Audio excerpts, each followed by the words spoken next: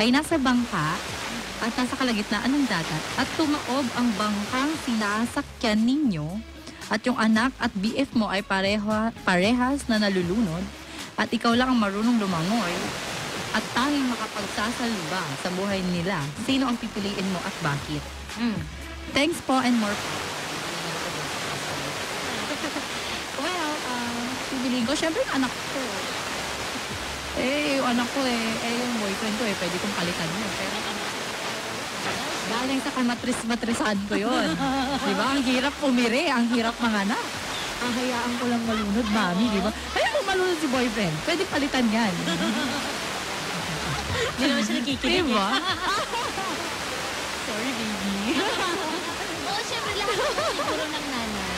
Lahat ng mga magulang. Pipiliin mo kami. Yung sa mga hindi naman nakakaintindi sa akin, dahil baby ko ang inano ko at hindi yung boyfriend ko.